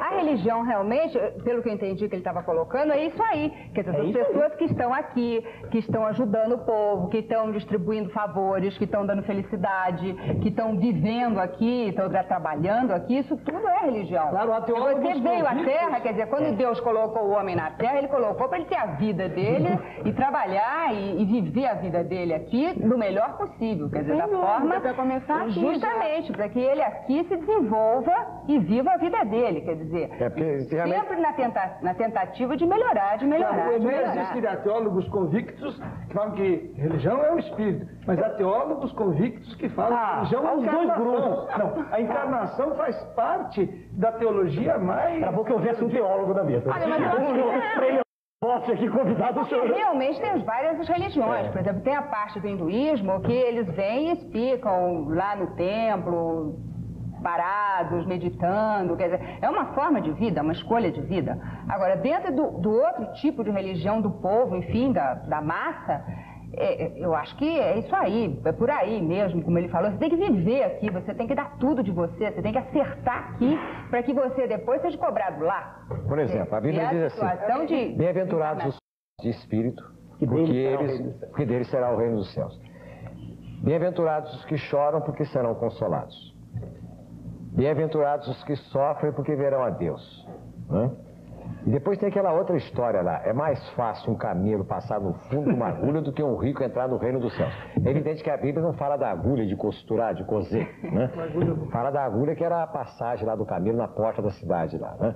Mas de qualquer forma é uma discriminação contra o rico. Então eu pergunto o seguinte, não seria mais fácil a gente, por exemplo, ter uma religião que dissesse assim, vamos ser felizes aqui e lá? Eu acho que não é uma mas eu acho ricos, se você me dá licença. Eu acho que as pessoas podem até ter dinheiro e não ser escravo do dinheiro. Não colocar toda a sua energia naquilo, sabe? Não depender só daquilo para ser feliz. Eu acho que o dinheiro está aí, eu acho que Deus é maravilhoso, quer ver todo mundo tendo muito conforto. E não podemos separar, acho que religião de espírito, porque o espírito sempre está dentro da gente.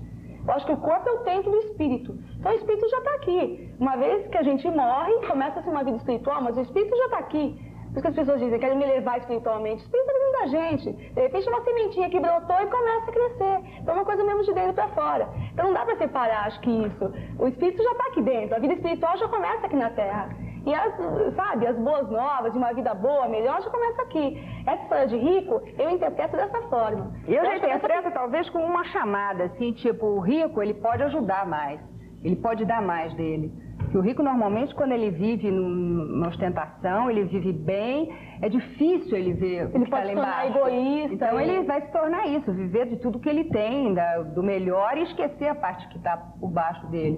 Eu acho que isso é uma chamadinha para que o rico se preocupe, justamente como ela diz, entendeu? E dividir aquilo que ele tem um pouco. Eu acho que há dois excessos que afastam o homem da espiritualidade. O excesso de riqueza e o excesso de miséria.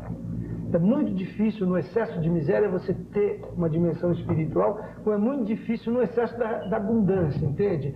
De fato, a humanidade talvez não tenha cacife para que todo mundo viva naquela grande abundância. Mas a humanidade tem cacife para que os homens vivam com um pouco mais de decência e possam até exercer seus valores espirituais, tá certo? É um problema de justiça política. O maior problema religioso do mundo hoje é se promover a justiça, entende? Na Terra. Não é um problema é um problema de oração, de fé, de tudo, mas também é um problema de justiça, entende? É um problema de você pegar os bens da Terra e colocar a serviço dos homens. E não os bens da Terra a serviço de facções, a serviço de meia dúzia de privilegiados, entende? É pena que isso não seja o que eu estou dizendo, o que a gente lê nos textos, entendeu? Religiosos. Eu quero dizer que a religião normalmente, né, ela não parece, ela como um todo preocupada com isso, né? Claro que eu penso assim, entende? Mas isso é um problema, infelizmente, político. Eu acho que é um problema de miséria ou de ter muito mais dinheiro. Eu acho que é aí que você tem que ser bem forte espiritualmente, sabe? Aí que tá, aí que você cresce. Porque você estando lá embaixo e crendo, ainda estando forte espiritualmente, ou você estando lá em cima, cheio de grana, e ainda sendo humilde, sabe? Conservando aquelas qualidades, sabe? Dividindo, repartindo, acho que é aí que está uma pessoa espiritual. Porque quando ela está numa boa, tal, é muito mais fácil, né?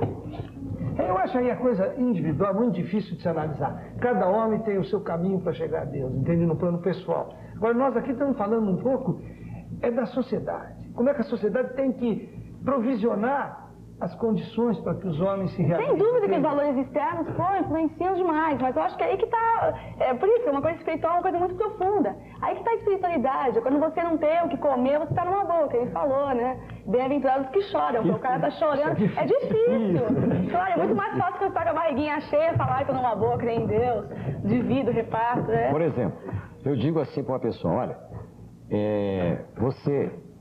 você será, na base do seu otimismo ou do seu pessimismo, estará a vida futura, a vida eterna, certo? Evidentemente, a vida eterna deve ser composta de 3 partes, segundo a religião católica: o céu, o inferno e o purgatório.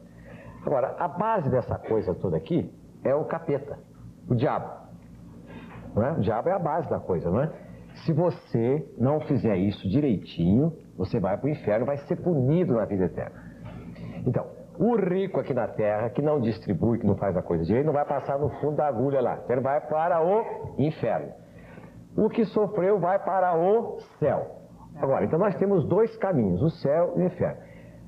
Para admitir os 2 caminhos, é preciso admitir a existência de 2 pessoas, 2 entidades que comandam esse espetáculo. O céu é com Deus, o inferno é com o diabo. O Papa disse no final do ano passado, Sua Santidade, que o diabo existe. É uma frase curta, não vou dizer grossa, porque eu não quero ser indelicado com Sua Santidade, mas diz assim: o diabo existe, ponto. Marta Orosini, minha musa. O povo acredita no diabo aí, não? Nossa, será que era ele se manifestando? Tomara que não, né? Vamos saber se o pessoal acredita. Você acredita em diabo? Eu acho que não. Esse negócio de diabo eu não acredito, não. Acho que tem alguns diabos na Terra aí. sei lá. Estão falando de religião, eu acho que eu queria dizer assim, por exemplo, a religião que tira o salário todo do trabalhador, o cara vira a carteira lá em cima da mesa, isso aí eu acho que pode ser representante do diabo. Na minha concepção de ver as coisas, não sei. Okay. Vamos voltar então pro estúdio. Não, vamos perguntar pra mais gente aí se você acredita no diabo, Martinha, vamos lá. Ah, eu voltei porque me chamaram, vamos lá então, vai. O diabo realmente existe.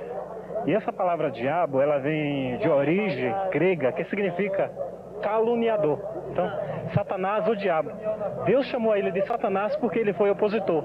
Ele se tornou opositor da criação de Deus. Quando Deus fez Adão e Eva, duas pessoas magnificamente bem feitas, então Satanás veio dizer que estava tudo errado. E ele existe assim, ele fica na cabecinha que nem naqueles desenhos animados, fica assim um diabinho na orelha falando as coisas. Não é uma pessoa, ele é um espírito, entendeu? A Bíblia... tenta os outros, ele tenta os outros para fazer o mal. Ele tenta, tanto ele tenta como também ele tem os seus correligionários. Daniel mesmo diz que ele tem cerca de 100 milhões de anjos que participam juntamente com Satanás. O que a pessoa tem que fazer para não cair nas garras do diabo? A pessoa, para se livrar da garra do diabo, primeiro tem que confiar em Deus, entregar a sua vida para Deus, entendeu? E fazer tudo o que é correto. Talvez nós não sejamos aquela pessoa perfeita. A perfeição, ela vem aos poucos, ela se gradua. A gente não adquire assim rápido a perfeição.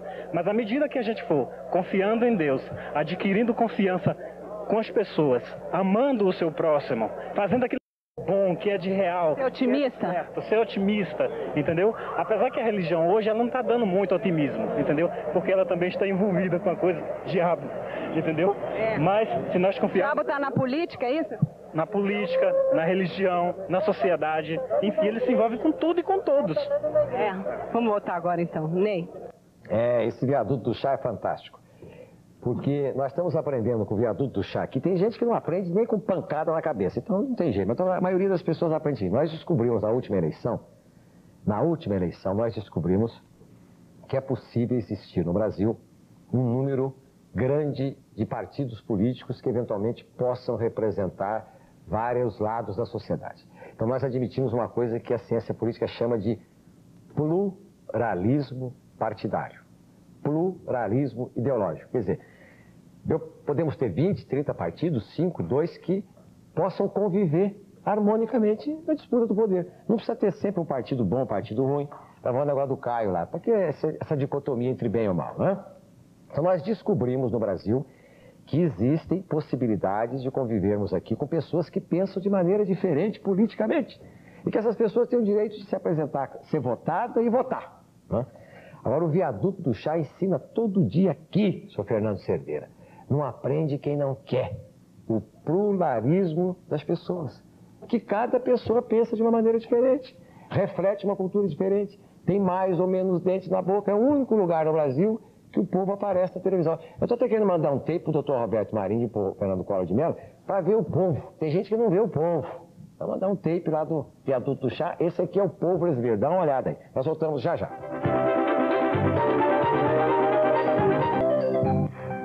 Olha aqui, essa história de que os jovens de hoje são o país de amanhã já não está agradando boa parte deles. Viu, Martinha? O que poderia ser um grande orgulho repercute também o fardo de 8,5 milhões de quilômetros quadrados, que nem todos querem carregar. Há quem prefira lavar as mãos com outra história. O país de hoje é a juventude que ele formou.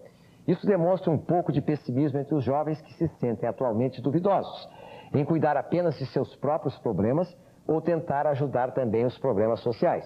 Isso se falando também de jovens com 16 anos que agora têm a responsabilidade de escolher o presidente. O voto do Dr. Enéas, cardiologista, vale tanto quantitativamente quanto o voto de um garoto de 16 anos de idade. Então eu pergunto o seguinte: os jovens são otimistas, Martinha? Vamos começar com essa senhora aqui, então, que é escritora, já escreveu 5 livros, saber se ela acha isso. Acha que os jovens são otimistas?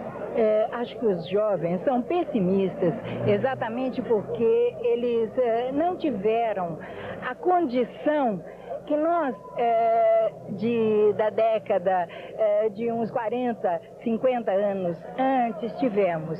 Porque nós aprendemos a lutar por nós aprendemos a cavar o ouro. E não recebemos tudo de mão beijada. Então o jovem de hoje é pessimista porque ele ouviu falar em pessimismo. Porque o pessimismo é estado de espírito. Tá bom, deixa eu ver aqui. O que você acha disso? Você é pessimista? Olha, eu desconcordo um pouco com ela. Que ela disse que os jovens, antigamente, eles aprenderam a cavar, né? Mas eu acho que existe um jovem otimista, igual o presidente, que ele foi um jovem que desde pequeno teve financeiramente poder ajudar ele, né? Teve incentivo para ajudar ele a estudar e crescer e tudo. Mas agora um jovem que desde pequeno ele é obrigado a lutar sozinho, igual existe muitos aí pelas ruas, ou que sai de outros estados para vir para um outro estado diferente para trabalhar, ele tem que ser pessimista, porque... Você então é um exemplo desse tipo de jovem? Um exemplo. Existem outros exemplos até piores do que eu, né? Que eles aprendem a lutar. E através de lutar, eles são armados para enfrentar também, né? E se ele for otimista, ele tá tudo legal para ele, se por acaso tem uma desgraça em cima dele... Acho que o pessimista, ele se decepciona menos, no caso. Claro, decepciona menos. Tá ok. E você, é pessimista ou otimista? Bom, eu vejo, em termos sociais, eu sou uma pessoa otimista porque eu vejo que é um processo de democratização que é inegável, né? As pessoas estão podendo, em relação a 50 anos atrás, quer dizer, você tem um processo de inserção das pessoas de uma maneira... Tá certo, eu concordo que é uma maneira precária, mas ainda existem os princípios para essa inserção. Por outro lado, eu respeito quem votou no outro candidato que foi eleito, né?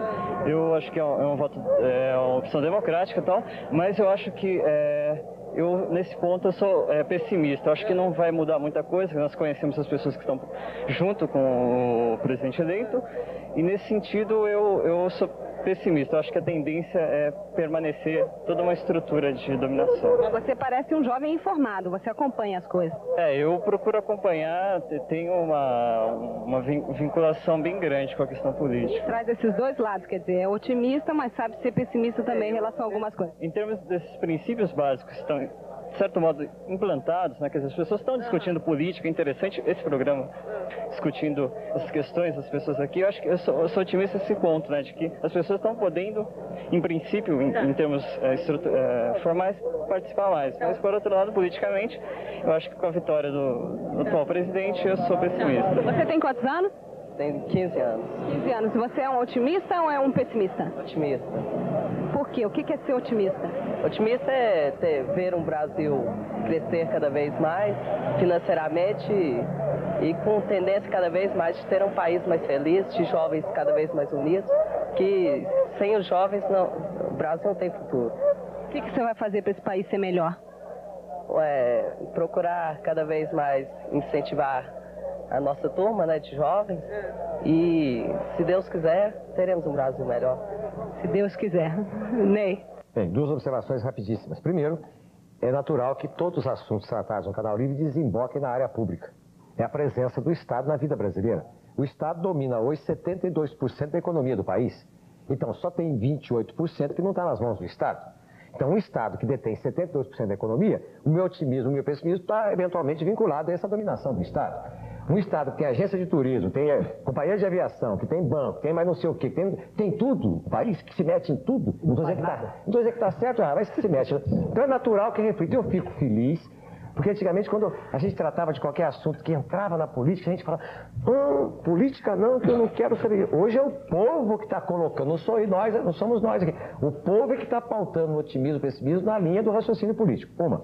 Segundo, o José, dono de uma oficina mecânica, pode estar eventualmente otimista, porque ele vai pegar carros a álcool para transformar em carros a gasolina. O que não deve ser feito, acho que é bem perigoso. Muito bem. Mas o Joaquim, que é dono de um carro a álcool, está pessimista, porque disseram para ele que o carro dele caiu 37% esse ano. Então, para os pessimistas e otimistas do projeto do Proálcool e da gasolina, o Jornal Bandeirantes, daqui a poucos instantes, às 19 horas e 30 minutos, tem uma matéria especial, elucidativa, e até onde eu pude saber, altamente completa, sobre o problema da gasolina e do álcool no país e tudo que tem se falado sobre isso. Logo mais no Jornal Bandeirantes, aqui na casa, às 19 horas e 30 minutos, com a Marília Gabriela e com Ferreira Martins e a equipe do jornal. Os senhores agora têm 30 segundos cada um, tem 30 segundos para chegar no minuto para suas considerações finais. Terezinha. As considerações finais, Diego? Fala o que você quiser. Eternidade.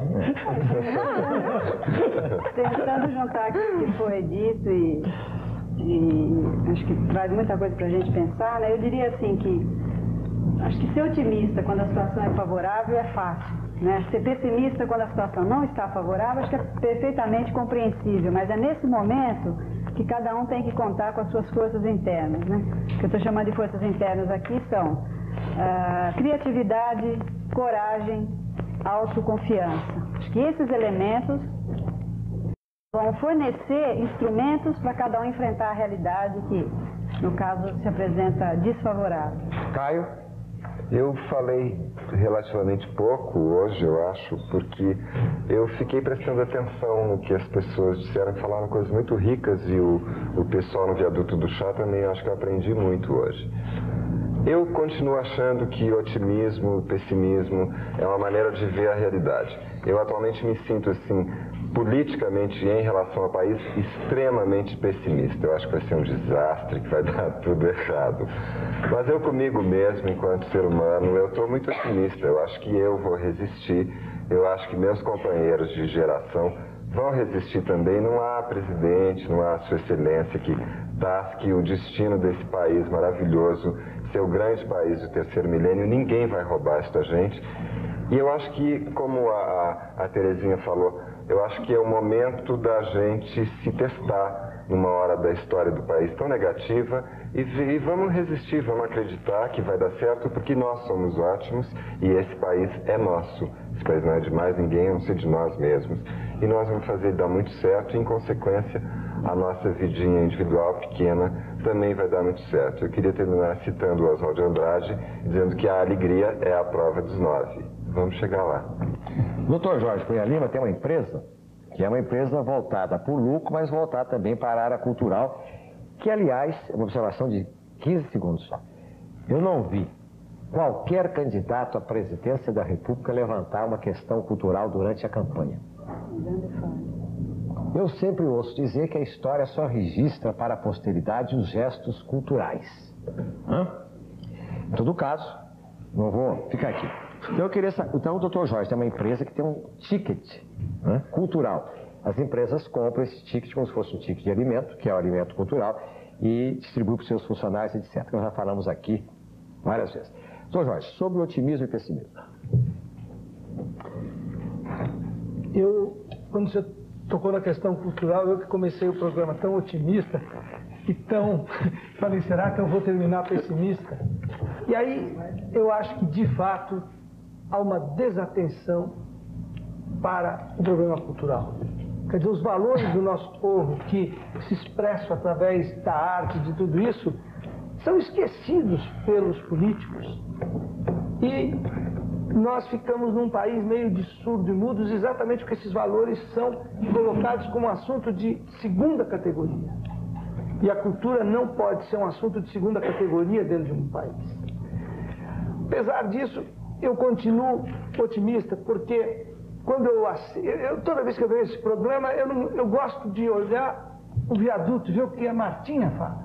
E lá a gente vê que o povo tem um bom senso com relação ao otimismo muito grande. Otimismo quer dizer a potencialização dos seus valores para ganhar a sociedade que ele deseja, entende o povo? E eu sou otimista porque o povo sabe buscar um dia a sociedade que ele merece.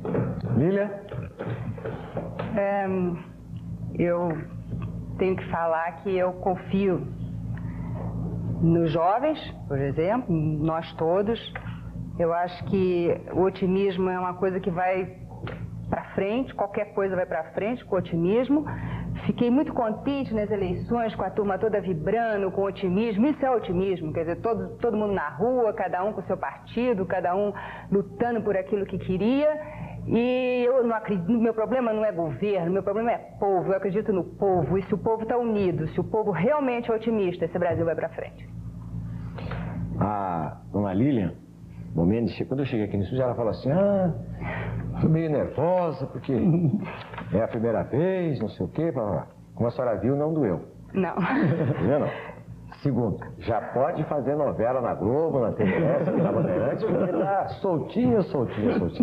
Doutora Enéas.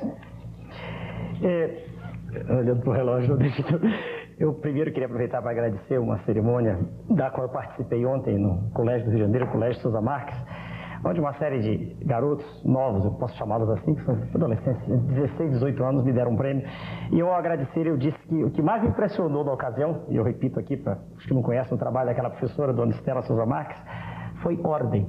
Voltei à tecla. Eu fiquei impressionado com uma escola que eu gostaria de construir. Eu vi alunos tocando instrumento, eu vi um coral, eu vi a professora levantar a mão e dizer todos de pé, todos ficaram de pé. Eu fiquei estupefato. Meu Deus, isso ainda existe.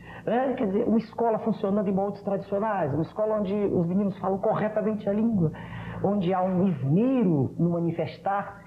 E isso, como isso é meu modelo de educação, que eu não acredito na guinada toda que foi dada, eu queria dizer que é possível, nesse oceano em que nós vivemos, né?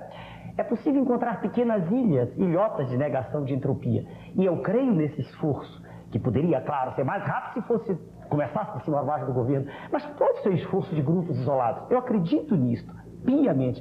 Por isso, eu criei partido político, por isso eu estou me lançando o Brasil inteiro, não candidato, mas chamando pessoas para... E eu creio na força que existe em cada ser humano, em cada um de nós. Eu acredito no homem, eu sou otimista. Virgínia? Eu agradeço a participação, realmente foi ótimo estar aqui com vocês. E vocês estão aqui falando, eu estou realmente me lembrando de uma coisa que tem sido muito louca nesses últimos tempos, né? Eu queria mandar um beijão para minha avó, que acabou de fazer uma operação, amputação, e tem sido um exemplo de otimismo na minha vida. Sabe? Uma pessoa que está cheia de vida dentro dela. Então, acho que é por aí. De repente, é uma coisa que vem de dentro da gente, que a gente tem que buscar isso. Com otimismo, a gente vive, a gente sorri, a gente... As pessoas, acho que já são vitoriosas a partir que elas se posicionam nessa linha, né? Dessa forma. Eu acho que o pessimista é um perdedor, não está com nada, não vai chegar a lugar nenhum, não vai nem começar, porque ele já acha que não vai dar certo. Então, eu sou uma pessoa completamente otimista e eu acho que a gente tem mais do que ser mesmo, não tem por onde, né? O que restou é por aí, vamos puxar daí, né? Puxar do otimismo mesmo. Bem, o Canal Livre deste dia da semana tratou aqui de otimismo e de pessimismo. Nós tivemos a honra de contar aqui o Dr. Jorge Cunha Lima, escritor, empresário, dono da agência de publicidade ADEX, ex-secretário da Cultura do governo Montoro e ex-presidente da Fundação Casperibio e empresário na área de ticket cultural. A Lilian Mello Bomeni, que é empresária do ramo de turismo e hotelaria, tem a Cabana Búzios Empreendimentos Turísticos Limitada lá em Búzios.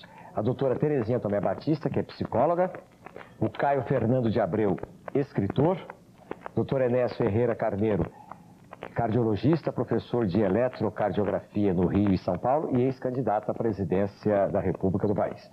A Virgínia Novick, modelo aí de sucesso das lojas Marisa da televisão brasileira. Daqui a poucos instantes, o noticiário local, o noticiário de São Paulo, e a TV Bandeirantes hoje vai apresentar um assunto que está aí em todos os jornais, todo dia está tendo uma confusão danada. Tem gente aí, um assunto complicado, dizem que está faltando álcool, que vendeu açúcar em vez de fazer álcool. Dizem que não, que a Petrobras é que está contra os carros a álcool. A grande verdade é que nós iniciamos no Brasil uma alternativa energética histórica. País pobre, terceiro-mundista, subdesenvolvido, conseguimos criar aqui um projeto chamado Proálcool. Né? E o negócio deu certo aqui no Brasil. E tanto está dando certo que os norte-americanos agora vão adotar na sua utilização energética do combustível, 80% de gasolina misturado com 20% de álcool. Porque os americanos verificaram que a poluição diminui com esta mistura que nós inventamos aqui no Brasil. Imagine, nós aqui inventamos essa mistura. Nós temos áreas enormes que podem ser plantadas ainda e estão passando por uma crise que para muita gente é uma crise de falta de vergonha. É um assunto altamente controverso. Já tem gente aí, eu sei até de um diretor da Petrobras que mandou modificar o seu carro de álcool para gasolina. Então a pessoa já fica mais assustada. Se o diretor da Petrobras manda o carro dele na oficina e fala, olha, não quero mais que seja a álcool, transforme o bicho na gasolina. Então quem tem carro a álcool fica desesperado. Não é verdade? Então é um assunto polêmico que envolve o governo, envolve até o monopólio da Petrobras, envolve subsídio, envolve venda de gasolina para o exterior a preço mais barato porque sobra. Agora, tudo isso a gente pretende dar um esclarecimento logo mais no Jornal Bandeirantes, às 19h30 aqui na casa, numa matéria especial. Tenham todos um bom fim de semana. Pelo amor de Deus, me assistam amanhã às 10h30 da noite, sábado. É dia 13, né? Entendeu? Quando eu estava na quinta-feira, eu ganhava da TVS e da Globo. Agora minha na sexta, então os homens me dão a conta aqui. Muito obrigado, bom fim de semana e muito obrigado aos senhores.